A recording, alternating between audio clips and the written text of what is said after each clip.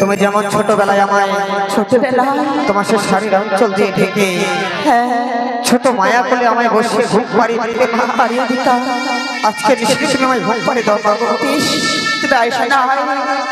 আইরে শোনা বচ্চন দাইছো জয়